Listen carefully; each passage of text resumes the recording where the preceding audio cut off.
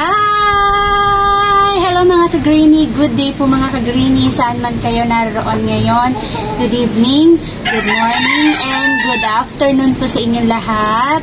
Ipiplex ko lang po sa inyo yung mga bago kong biling succulent nakaraang araw sa Dangwa. At eto nga lahat sila, 21 pieces sila. Free dyan yung isa. At worth of 500 pesos po yan lahat. Ang sabi ko, diba, next week pa ako bibili. Pero hindi ako magpakali. Gusto ko talaga magkaroon na agad ng mga bagong mga succulent para i-fill in ko dun sa mga walang laman ko na mga pots ko. Kaya ayan, nakabili tayo. At ngayon ay malalaki sila. Bagong dating din nung pumunta ako doon. Pag ako pupunta doon, hindi talaga nawawala ng mga bago tsaka mga malalaki. Ewan ko lang yung iba, hindi nila natsyempohan na mga malalaki at tsaka bago. Pero ako kasi, lagi talaga ako nakakatsyempo ng mga bago at tsaka mga malalaki. So, ito ngayon, unahin ko yung mga tag-iisa lang kasi meron ako mga dalawa rin nabili. So, ito yan, oh. Unahin ko si Trumplet. Malaki po siya, oh. Ito po yung palad ko. Oh, ayan po. Yan po siya kalaki. At yung pangalawa ko ay si Dusty Rose. Sobrang laki din si Dusty Rose. Ayan po. May mga leaves po siya na natanggal. Sineparate ko na. Nandyan lahat sa baba. Nalagay ko siya sa isang maliit na lalagyan ko. At pinasama-sama ko yung mga natanggal or tinanggal ko na ng mga leaves. Ayan po, malaki po siya. O, mas malaki po siya sa palad ko. At ang lalaki po ng kanyang leaves. Ayan po. O. Isa lang po yung kinuha ko. Kasi medyo maselan po ito. Si Dusty Rose. Para sa akin. Pero may iba na hindi maselan sa kanila ang Dusty Rose. Pero sa akin, medyo maselan siya. Kaya isa lang muna. Ayan po. O, malaki siya. Halos kasing laki siya ng mukha ko. Next ay, hindi ko po alam ang name dahil pati si Ate Ana, hindi niya rin alam. Si Ma'am Ana, ayan po. Kinuha ko siya, maganda kasi siya, oh. Mukha po siyang madaling buhayin. Ayan po, green at meron siyang blue toroge. Ayan, mga nilalagay po ng mga fungicide ng Benguet seller. At itong katabi niya, hindi ko rin po alam ang kanyang name. Pero malaki po siya. Ayan po. Alas kasi malaki po siya ng palad ko. At 25 pesos lang siya. Kaya po gusto ko sa Dangwa kasi mura lang siya. At saka malalaki na. 25 pesos lang. Kasi pag sa online na ito natin bibiliin sa Benguet, online seller ng mga Benguet, mahal na po ito. 50 na po ito. Minsan 80 pesos.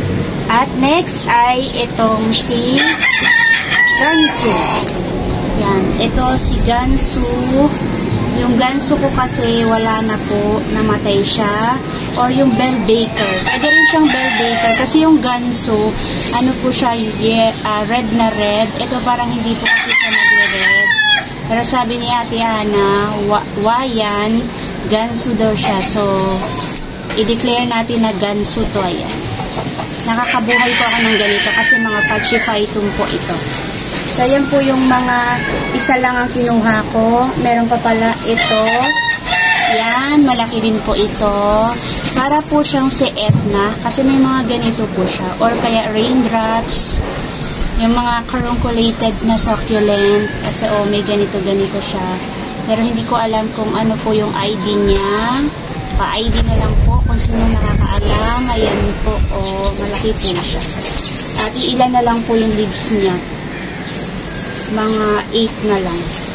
At yung mga dalawa po yung kinuha ko ay eto, ang common na si Echeveria Black Prince.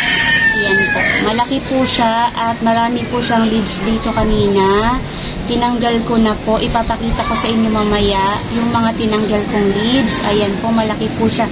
Malaki po talaga. Dalawa po yung kinuha ko. Ayan. Kasi nakakabuhay naman po ako ng Black Prince. Gusto niya naman po dito sa area ko yung mga Echeveria Black Prince. Hindi ako nakakita ng rose cabbage. Pagsasabayin ko sana silang dalawa. Pero hindi ko nakita. At dalawa din yung kinuha kong belta na ayan po, 2 heads siya. Ito, 2 heads. Left and right. Ito rin, 2 heads din siya. Meron namang 1 head. Malaki siya. Pero gusto ko 2 heads para pag lumaki na siya, mapapropagate ko siya, paghihiwalayin ko siya. At meron na akong 4. Next naman ay itong frills. Parang curly frills to. Dalawa din ang kinuha ko. Ayan po, sobrang laki po niya. Ito yung isa. Ayan, ang laki po niya. Kaya kumuha ko. Marami pong ganito. Kung pupunta kayo nung araw na nag-upload ako ng video ko, marami po kayong maaabutan na ganito. Malalaki po sila. 25 pesos lang po. Ayan po. Next ay kumuha rin po ako ng Fred Ives dahil ang Fred Ives ko ay maliliit na at nakakuha rin po ako ng mga malalaking Fred Ives. Dalawa lang po muna yung aking kinuha. Ayan po, ang laki po niya. Pag yung Fred Ives po talaga sa Dangwa, malalaki po talaga. Hindi po sila nagbababa or wala pa po akong nakita na Fred Ives na dun sa pwesto ng Dangwa na maliliit. Malalaki po talaga. Ayan po. Laki. Ano kayo? Talagang sulit kayo. Meron pang offset. Pag nilipat ko siya, tatanggalin ko na yung offset niya.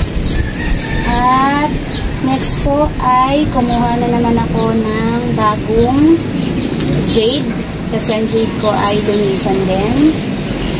Ayan. 25 pesos. Lash po siya. Ayan po. Ang laki, ang taas, ang haba, lash po siya. Hindi po kayo lugi sa 25 pesos. Ayan po, ang ganda niya po. Sa mga susunod na araw, ipapakita ko po sa inyo kung paano mag-lipat ng mga jade para buhay po siya. Hindi po siya nalagas or magtutuloy-tuloy po siya na stable. Kahit hindi po siya mapuno o makahoy, pero napaka-stable na po niya. Dalawa rin po yung kinuha ko. Dalawa po muna. Kasi okay naman na siya. Pero parang gusto ko magkaroon ng 3 nito.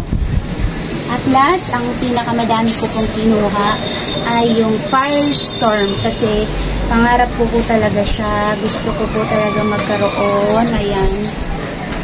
Ito po yung hinahangat ko talaga na sedum, ayan po siya. Ewan ko ba kung bakit gusto ko siya.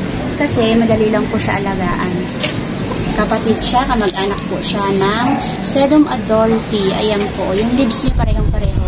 Fire nga lang yung kulay niya kasi, yung sa gilid niya mayroong dark na yellow, parang dark na red or maroon. Pagkatapos, ang ganda po ng kulay niya. Compare po doon kay Sedum Adolphi. At saka kay Sedum Adolphi, medyo mataba po yung leaves niya. Ito po, ayan. Ewan ko po bakit gandang-ganda ko sa kanya. Siguro dahil din po madali lang siya alagaan. Gusto ko po kasi ngayon mga madadaling alagaan. Ayan, kinuha ko na po lahat, pinakyaw ko na. Kasi kapag mag-iiwan pa ako ng isa, kawawa naman siya. Kaya kinuha ko na po siya. Tingnan niyo po, ayan, pinagtabi-tabi ko na siya. Ang lash niya po, ang dami-dami niya. 100 pesos lang po siya.